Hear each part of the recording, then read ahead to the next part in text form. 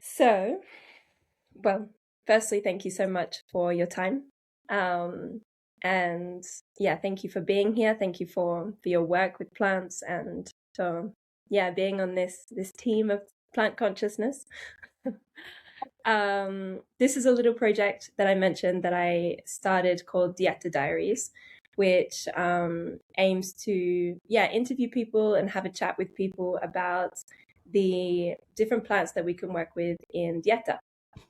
And so today we're going to talk about blue water lily, otherwise incorrectly known as blue lotus. And I recently finished a Dieta, a 4-week Dieta with her, which you held the container for. And so I felt really inspired to have a chat about her magic and her the way that she can really help us, especially in the form of Dieta.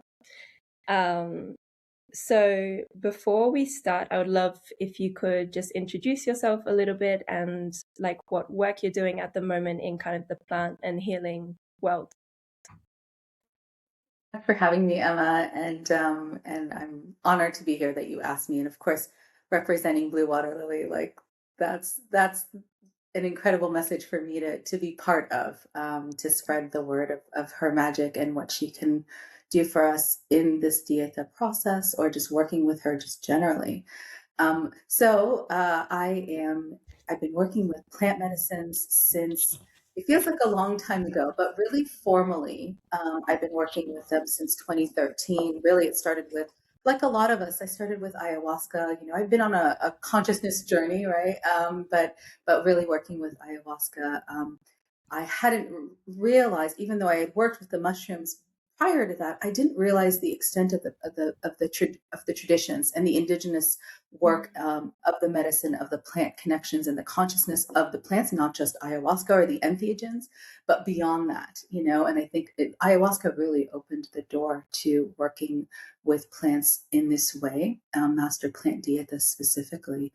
And so since that time, I've been, you know, obviously working with multiple plants like Ochuma and ayahuasca and all the beautiful entheogens, but really delving into master plant dietas. Started probably in 2018. I opened with rosemary, and that was quite a fun dieta. Yeah, rosemary was absolutely beautiful powerhouse. I didn't anticipate that rosemary that we use in cooking would be this this master teacher.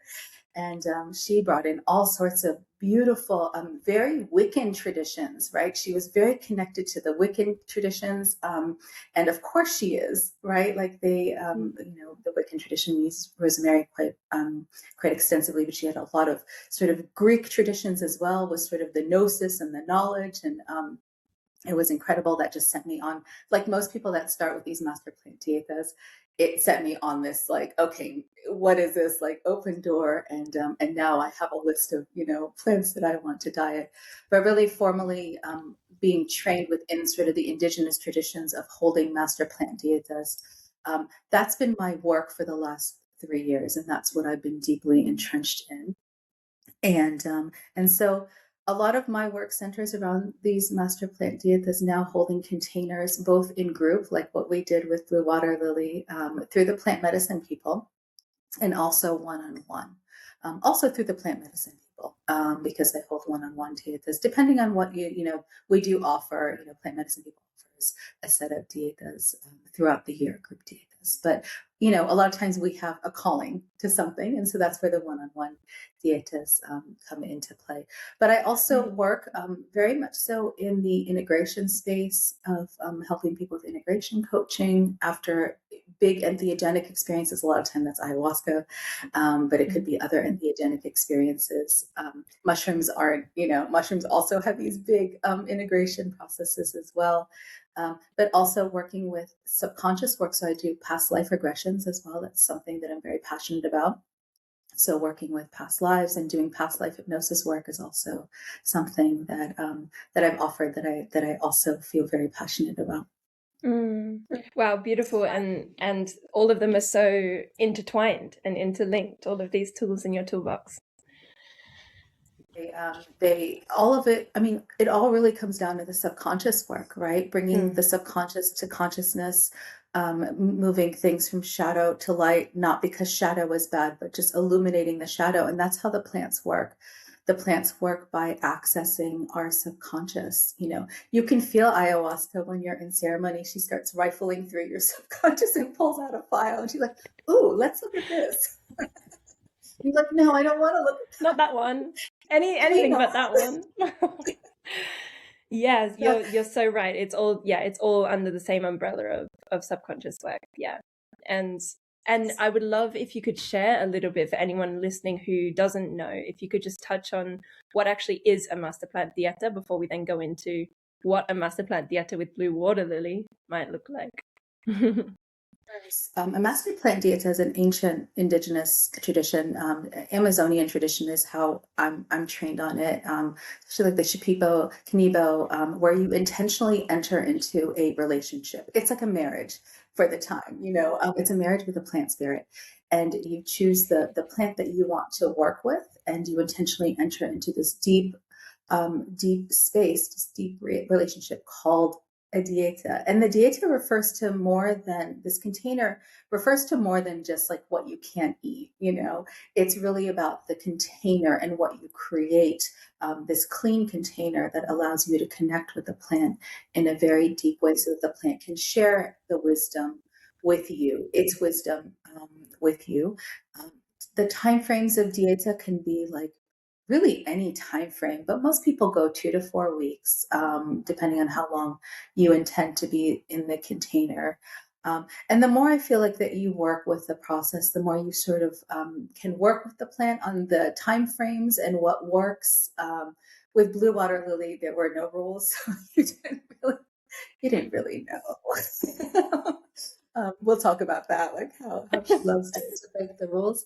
But usually for first time dietas, you know, we recommend like 2 to 3 weeks, you know, as sort of a standard, just to be able to enter into these portals, and you don't really know what you're getting into. And they come into, like, there's two ways that you can diet plants. You can go into isolation dieta, which is the traditional way of doing it.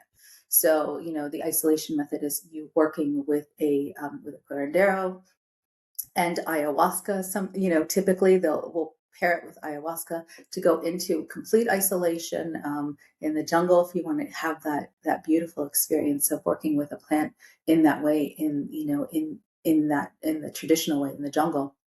But there's also these social dietas, or these soft dietas that's what I hold, these social containers, and those are done while living life. You know, like you're in your space, you're in your home, you're surrounded by the people that you're surrounded by, and you follow these sort of discipline boundaries. You create this container that allows you to work with the plant in social form.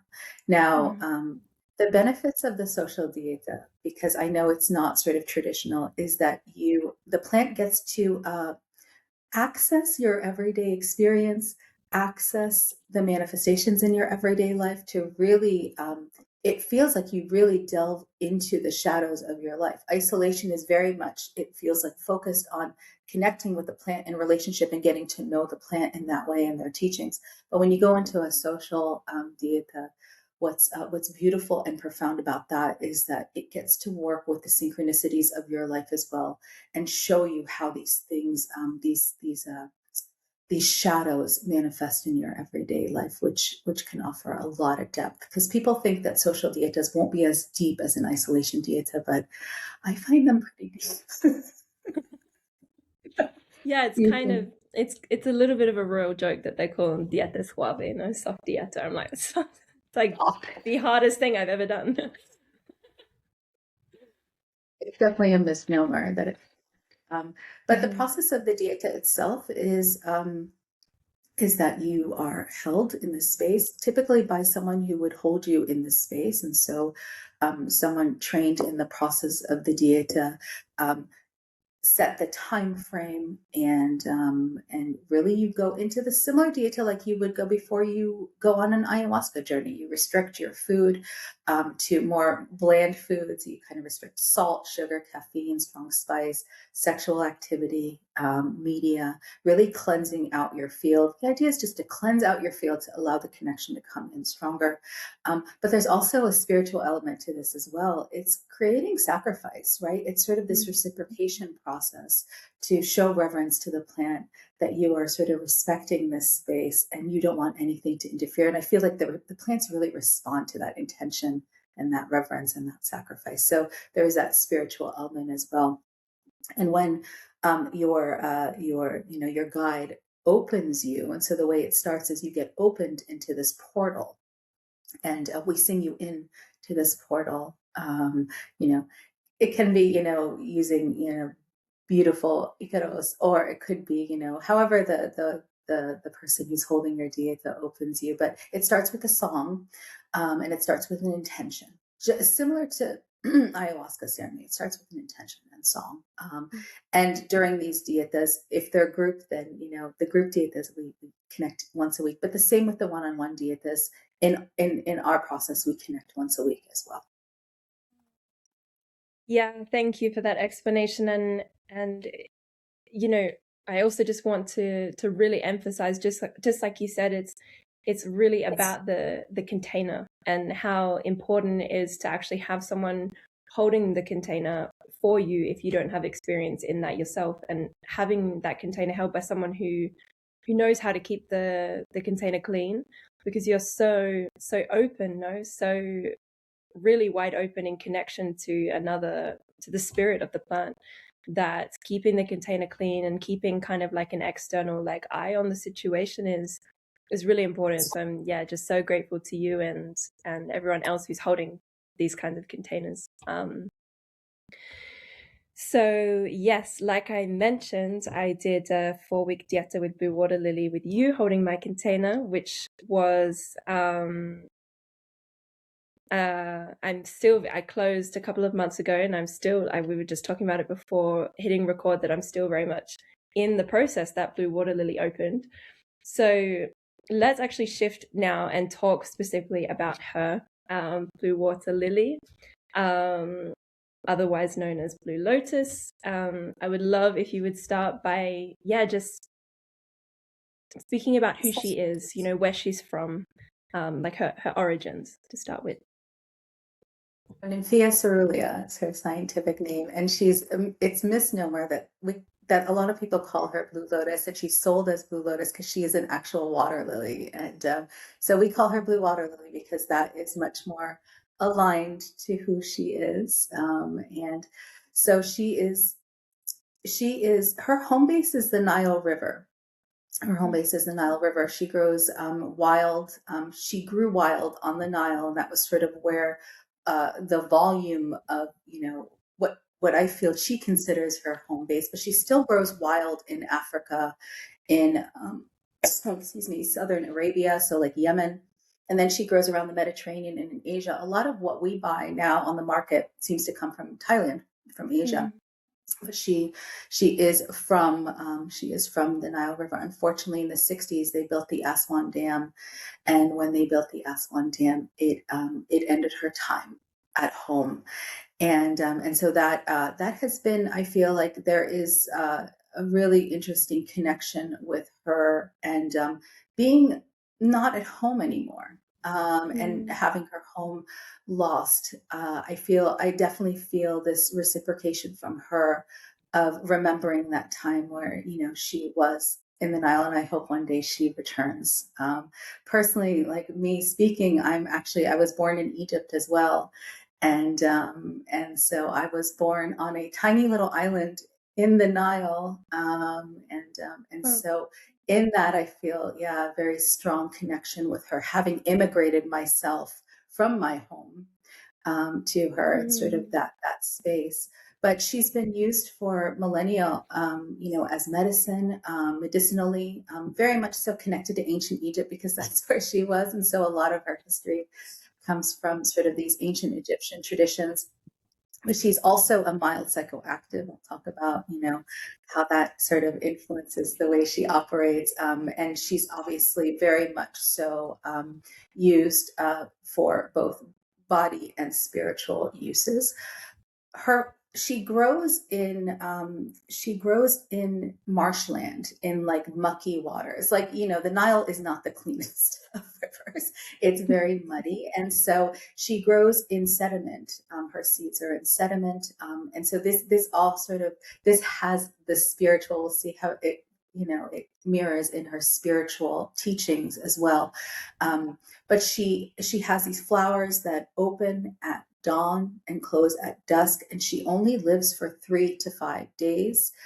So she's really, she retreats quickly, and then she turns into a seed pod, which we'll also talk about what that means, as far as our dietas and how she continues. But she has these rhizomes that not only do her flowers grow up through the mucky water into, the sun, where she opens and closes and has her cycle, but she also grows horizontally through these rhizomes. So that's also a very important physical element of her. She transcends space and time. She goes vertically and horizontally, right?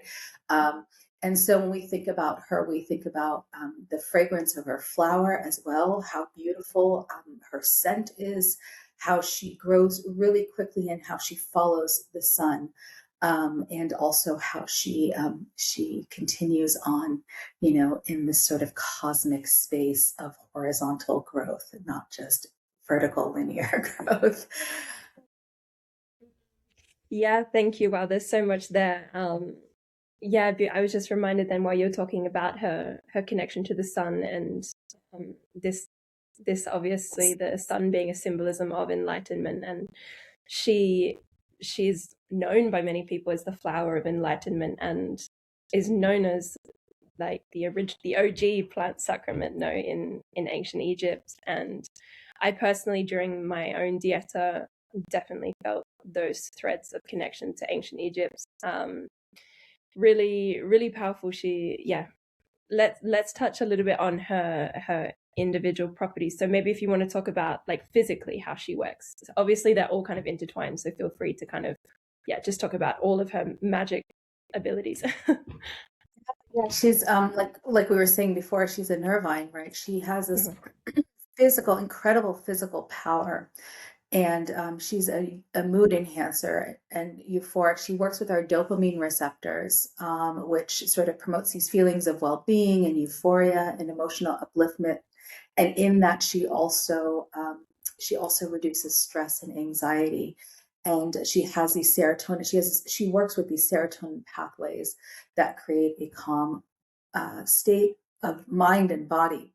And so, it's like a double hit of mood enhancement and, as well, stress reduction and sort of that anti-inflammatory element that she has, which just creates this feeling of groundedness and beingness. I say groundedness, although in Dieta, she also takes us out. She's also a mild psychoactive, right? And when I say mild psychoactive, I mean that she typically, as you're working with her in Dieta, you want to balance, obviously, especially in a social setting, you want to balance your life. But I have gotten visuals with her. She's an incredible dream aid, a sleep aid. She provides insomnia relief. In fact, with her dream spaces, I think this is the one way I work with her outside of the Dieta process, is working with her during my dream spaces and when I'm really delving deep into dream work, because she has, because of her sedative properties, her ability to promote sleep and restfulness. She also allows us to get into REM states a lot faster. And with those REM states, her medicine creates sort of this high definition effect in our dreams, where we're able to see our dreams very clearly. And also that helps with recall, because high definition sort of helps with impact, and that allows to recall her a little bit better. She's also, because of the anti-inflammatory effects that she has, she's a pain reliever. So just anything that works with, anything, because she has these flavonoids, she has this ability to also reduce inflammation in our body and create relaxation and ease in our body. God, I could go on. She has these neuroprotective effects, because of the way she modulates dopamine and serotonin. And so she promotes sort of this anti-inflammation in our brain, which obviously helps, in a protective way. And then finally, I would say she's an aphrodisiac. So she increases blood flow. And you'll see that in ancient Egyptian traditions, they used her for ritual, sexual ritual as well. And all of that is because of her aphrodisiac effects. But yeah, she's pure magic, and so much of like what you were describing there, I feel is like rooted in the strength of how much she's a nervine.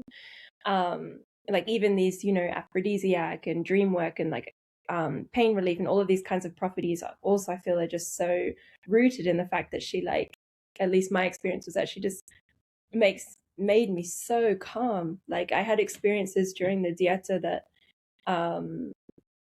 where I felt like my nervous system was as balanced as what it has ever been, as far as I can remember throughout my entire lifetime, where I felt states of calmness of like, oh, this is what it feels like to not have anxiety, and sometimes these threads of anxiety are not obvious to us until we experience a state where it's not there. And the work that I was able to do personally within myself, in terms of just like my stories and traumas and things like this, I was able to do largely aided by how much of a nervine she was and how deeply she gave me this nourishing sleep that I feel like I just never had. And like you said, the dream recall, like waking up in the morning and just recalling dreams and actually feeling like it probably is related to how you said we're able to access REM sleep more. Like I personally felt like I was able to, like my unconscious was able to kind of process more information while I was asleep. So when I woke up, I felt clearer and more ready to take on the day. And yeah, I wanted to mention as well, one thing personally with my Dieta was she helped me get in more rhythm with the sun, and obviously her, rising with dawn and being awake with the sun, and she helped me kind of shift my sleeping pattern a bit. And yeah, just in general, like the level of relaxation was something that I never experienced before. And something I wanted to pull a thread on something that you just mentioned there as well, which was like she can feel grounding. Of course, these plants are working on all of our chakras now, are working on all of our levels. But yeah, for me, like she felt very, very grounding because I was so relaxed. So actually she helped me very much with embodiment. And that was huge for me.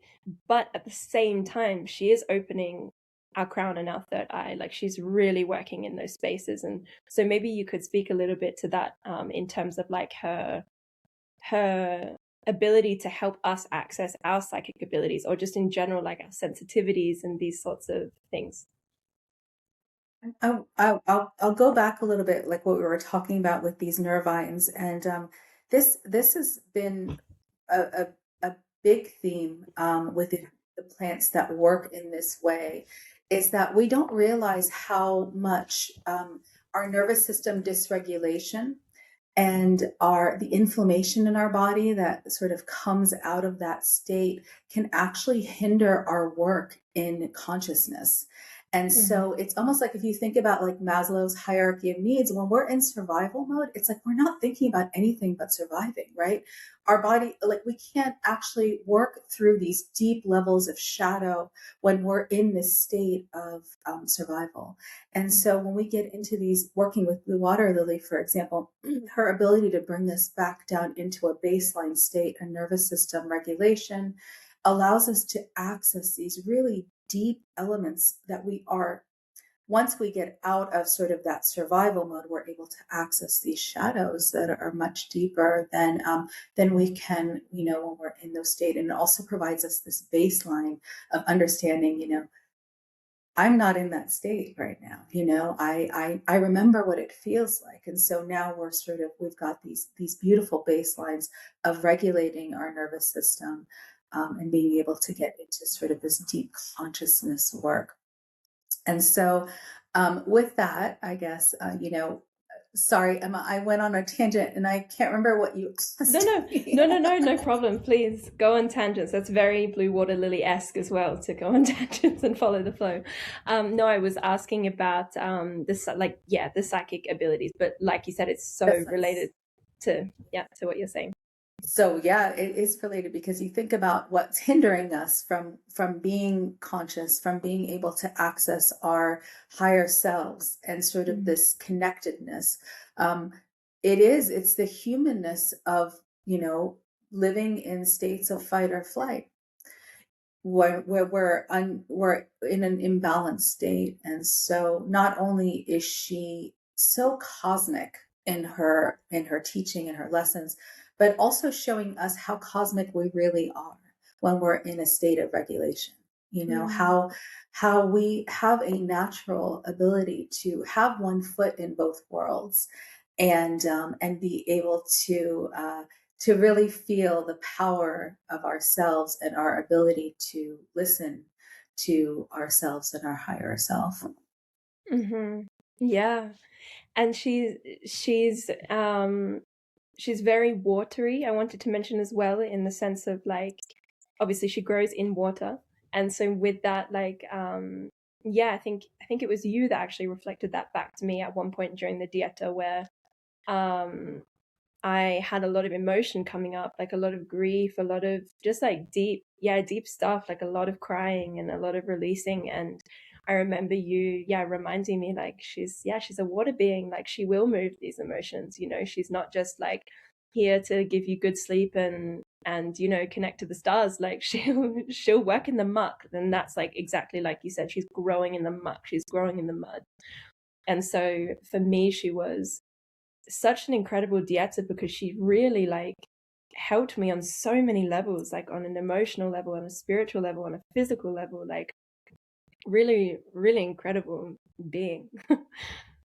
Yeah, it really, she gets you, she's so comfortable growing in these emotional states of not knowing what's next. She's growing out of this water that's murky, that's muddy, but she knows in the end it's going to be fine. She's going to emerge in the sun, right? And she reflects that back to us. It's like, get comfortable in these uncomfortable emotional states. It's just a process. It's not, it's so hard to go through. I don't mean to discount it. It's very hard to go through these emotional processes, but she always reminds us that, like, in the end, you're going to hit the sun. Just keep going. You're going to get there. Yeah, for sure. Another thing I wanted to mention maybe also about her is this masculine feminine thing she's got going on, because in general, like, she is kind of known, as far as my understanding, as very connected to sacred feminine, Isis, this kind of direction. So in that sense, I did feel similarities between her and Rose. Rose was actually my first Dieta. But at the same time with her, I mean, it was different to Rose in many ways as well, but same with this like sacred feminine energy. But at the same time, she feels so like expanded in her consciousness that she's almost like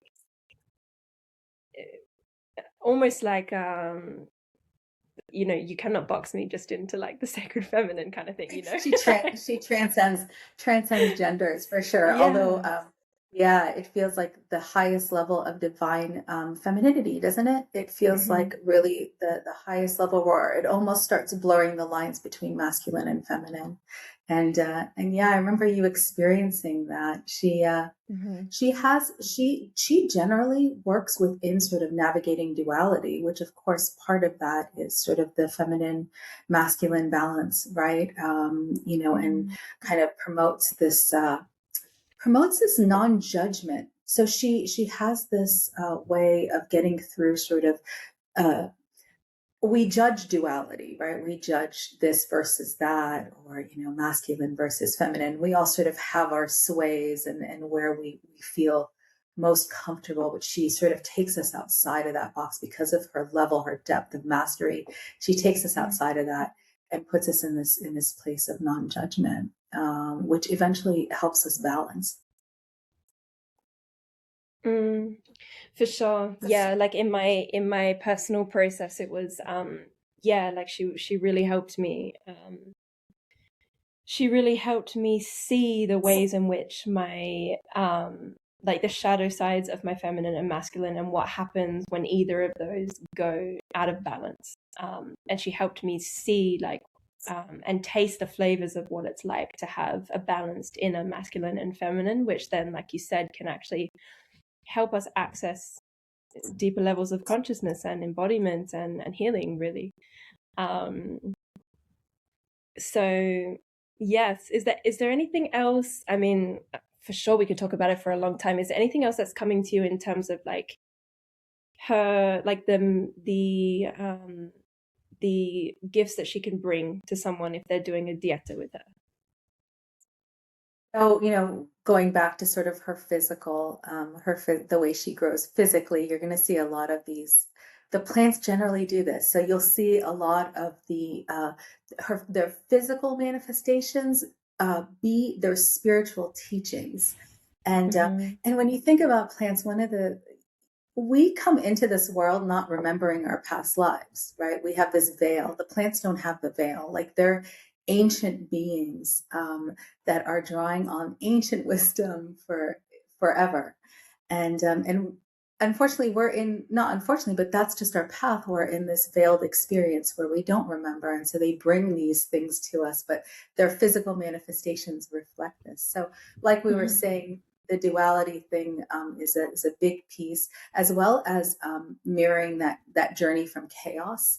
And so mirroring and creating that non-judgment out of chaos. Again, she grows from the mud. And so being able to feel comfortable with chaos is another piece that really is very much her teaching. Her daily blooming cycles, the opening and closing really reflect back on our cycles.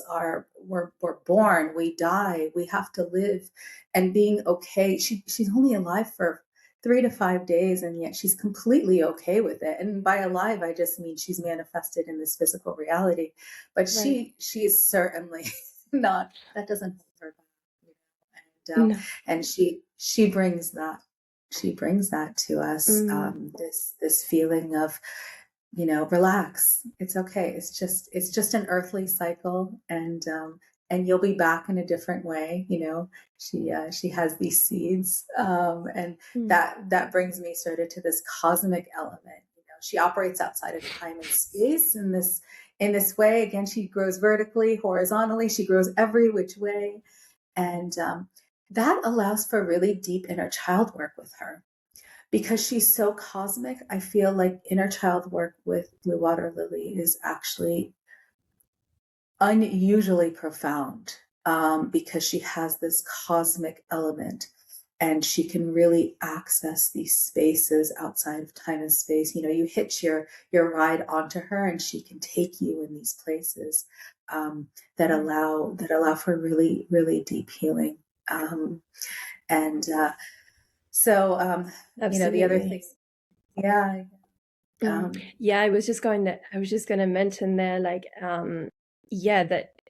that she helps so much with memory recall, exactly because of what you said, that she's kind of operating outside of time and space, very much so, and helps move. Yeah, it can help move. Like, I had a head injury when I was quite young, and she really, I didn't expect it at all. Like, it was one of the first things that she brought up in my dieta, like really helped me move the emotion that was like the emotional trauma from and the physical trauma from that experience. And it was really deep, and like you said, the inner child work being unusually profound. I very much hear that and experience that. And in terms of making peace with the chaos, like, yeah, one huge thing was for me was her teaching me more and more to let go of the control, to let go of the control is one of huge one of her teachings as well. For me, I always feel that judgment, like let go of the judgment. And her seeds, this is kind of what we were talking about with this sort of sticky effect that she has. When she dies in this cycle, she, retreats, and then she just turns into seeds. And those seeds, of course, spread. But you'll find that manifested in your Dieta with her. She has this way of leading us to other openings, and it just feels like she becomes this lifelong partner because her seed pods are very large. And she plants sort of seeds along the way, almost like guideposts, breadcrumbs for us along the way in our experience. For me, she also this last time I worked quite a bit with this feeling of anger and judging anger, and she brought in Kali. She was like, "Come on in, Kali." She brings in this goddess Kali, and she's like, "Let's." Kali, of course, is like, she loves it. She's like, "Let's get angry, let's do this." And so she has this really profound way of manifesting other journeys, other cycles of consciousness expansion. So you'll find yourself, having closed your Dieta, but then you'll go into another cycle that is her. It could be like, dieting with a new plant. It could be anything, right? Or dealing with a shadow.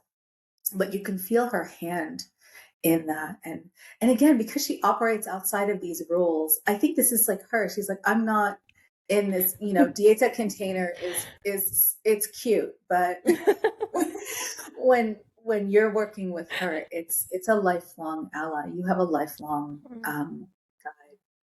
Completely, like you said, like we've been marked. There's no going back. And yeah, like what I was saying just before, like once my Dieta closed, like the process continued, and she brought in the next plant that I would be to diet, and just the general like process that she opened in me is still ongoing, even though I'm months out of the Dieta. And I do really like very much feel like I have a lifelong ally, and I'm so grateful for the container that you held for me as well. And I want to, well, before I move on to talking about your Dietas that you're going to hold one-on-one Dietas with Blue Water Lily, is there anything else that's really obvious to you that you want to mention about Blue Water Lily before we move into your work? I mean, there's always so much about her. I'm sure when we were connecting with Blue Water Lily, you and I, it felt there's so much to her. It really is. She's such an experience beyond our, I would say, because of her ancientness, there is a lot to her. But she is one of those master plants that honestly will stand out. She stands out in her teachings.